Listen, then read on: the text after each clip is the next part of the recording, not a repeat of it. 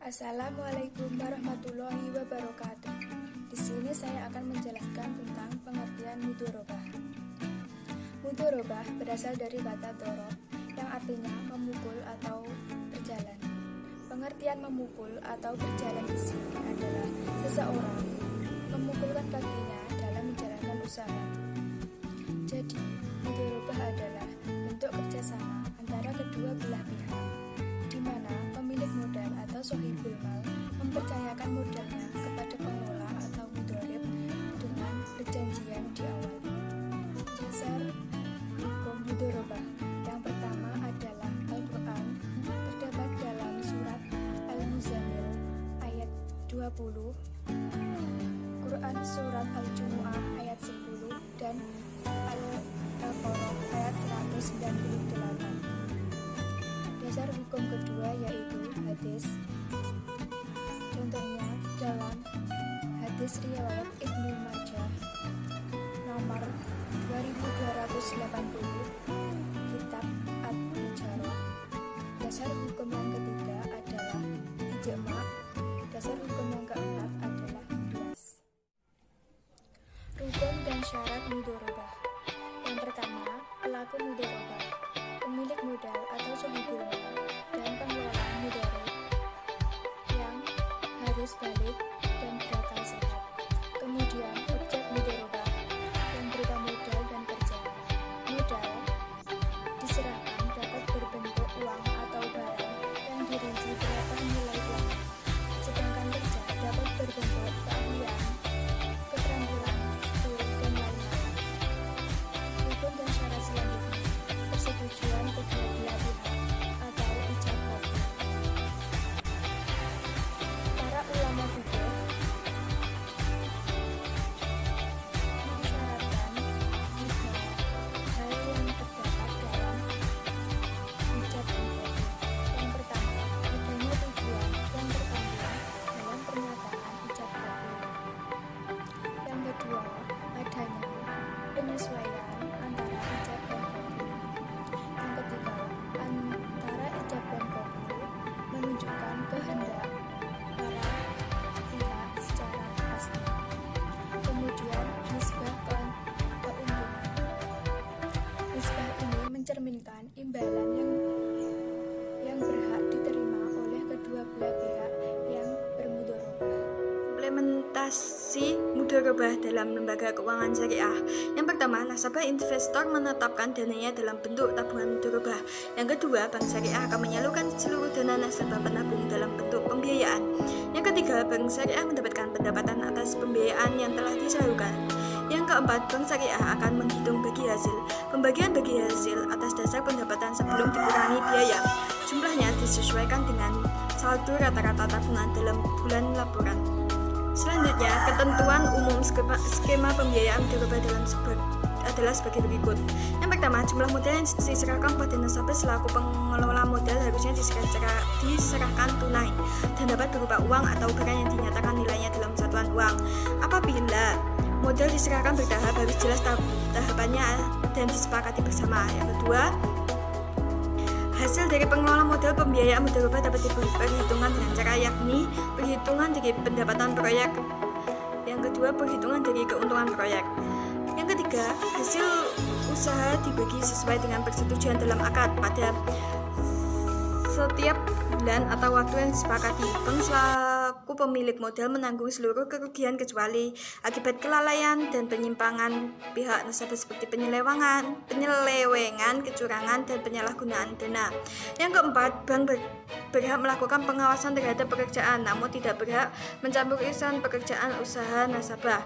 Jika nasabah cedera janji dengan sengaja, misalnya tidak mau membayar kewajiban atau menunda pembayaran kewajiban, maka ia dapat dikenakan sanksi administratif. Serikah dibagi menjadi dua, yaitu serikah amlak.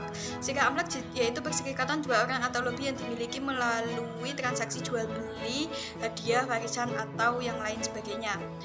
Contohnya, si A dan si B diberi wasiat atau hadiah berupa sebuah mobil oleh seseorang dan keduanya menerimanya atau membelinya dengan uang keduanya untuk mendapatkan dari hasil warisan, maka mereka berdua berserikat dalam kepemilikan mobil tersebut. Yang kedua, kedua, sikah wukut. Sikah wukut yaitu akad kerja sama antara dua orang yang bersekutu dalam modal dan keuntungannya, misalnya dalam transaksi jual beli atau lainnya. Sikah wukut dibagi menjadi 5, yaitu yang pertama sikah al-inan, yaitu kerjasama antara dua orang atau lebih dengan harta masing-masing untuk dikelola oleh mereka sendiri dan keuntungannya dibagi antara mereka, atau salah seorang dari pengelola dan mendapat jatah keuntungan lebih banyak daripada mereka. Contohnya A dan B pengrajin atau tukang kayu. A dan B sepakat menjalankan bisnis dengan memproduksi dan menjual belikan mebel. Masing-masing memberikan kontribusi modal sebesar 50 juta dan keduanya sama-sama bekerja dalam sikah tersebut. Dalam sikah ini disyaratkan modalnya harus berupa uang, sedangkan barang misalnya rumah atau mobil tidak boleh dijadikan modal sikah, kecuali jika barang itu dihitung nilainya pada saat akad. Keuntungan didasarkan pada kesepakatan, sedangkan kerugian ditanggung oleh masing-masing mitra usaha berdasarkan porsi modal. Jika misalnya masing-masing modalnya 50%, maka masing-masing menanggung kerugian sebesar 50%. Yang kedua yaitu sikah mudharabah, yaitu seorang sebagai pemodal menyerahkan sejumlah modal kepada pihak pengelola untuk diperdagangkan dan dia berhak mendapatkan persentase tertentu dari keuntungan. Contohnya si A sebagai pemodal memberikan modalnya sebesar 10 juta kepada si B yang bertindak sebagai pengelola modal dalam usaha perdagangan umum. Lalu keuntungan dari jualan tersebut dibagi sesuai kesepakatan. Misalnya A mendapat 60% sebagai modal dan B mendapatkan 40%. Sikah al-wujuh yaitu kerjasama antara dua orang atau lebih yang memiliki reputasi dan nama baik serta ahli dalam bisnis. Mereka memberi barang secara kredit dari suatu perusahaan dan menjual barang tersebut secara tunai, lalu keuntungannya dibagi bersama atas dasar kesepakatan di antara mereka. Contohnya A dan B adalah tokoh yang dipercaya berdagang. Lalu A dan B bersikah wujud dengan cara membeli barang dari seorang pedagang misalnya C. Secara kredit A dan B bersepakat masing-masing memiliki modal 50% dari barang-barang yang dibeli. Lalu keduanya menjual barang tersebut dan keuntungannya dibagi 2, sedangkan harga pokoknya dikembalikan kepada C.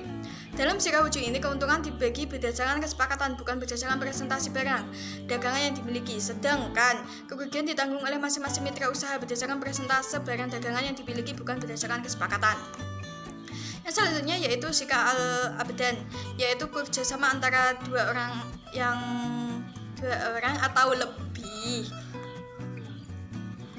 dalam usaha yang dilakukan oleh mereka, yaitu masing-masing hanya memberikan kontribusi kerja tanpa kontribusi modal. Kerja seperti kerjasama sesama dokter di klinik, atau dua orang penjahit untuk menerima order pembuatan seragam sekolah. Keuntungan yang dibagi berdasarkan kesepakatan. Nisbahnya boleh sama dan boleh juga tidak sama di antara mitra-mitra usaha. Contohnya A dan B keduanya adalah nelayan, bersepakat melaut bersama untuk mencari ikan. Mereka sepakat pula jika memperoleh ikan dan dijual, hasilnya akan dibagi dengan ketentuan A mendapatkan sebesar 60% dan B sebesar 40%. Sikah al-mufawadah yaitu kerjasama antara dua orang atau lebih, seperti setiap pihak memberikan suatu porsi dari keseluruhan dana dan berpartisipasi dalam kerja. Setiap pihak memberikan keuntungan dan kerugian secara sama. Contohnya A adalah pemodal, berkontribusi modal kepada B dan C, dua insinyur teknik sipil yang sebelumnya sepakat bahwa masing-masing berkontribusi kerja.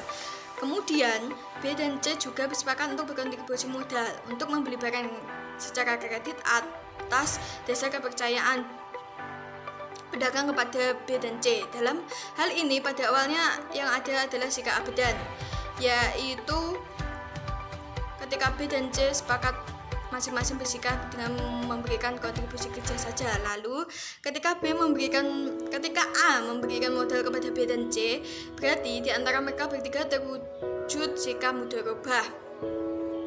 Di sini A sebagai pemodal sedangkan B dan C sebagai pengelola. Ketika B dan C sepakat bahwa masing-masing memberikan kontribusi modal di samping kontribusi kerja, berarti terwujud sikah in di antara B dan C. Ketika B dan C memberi barang secara kredit di atas kepercayaan pedagang pada keduanya, berarti terwujud sikah wujud antara B dan C. Dengan demikian bentuk sikah seperti ini adalah telah menggabungkan semua jenis sikah yang ada dan yang disebut sebagai sikah mufawadah. mawaddah. Selanjutnya kita akan membahas pengertian syirkah.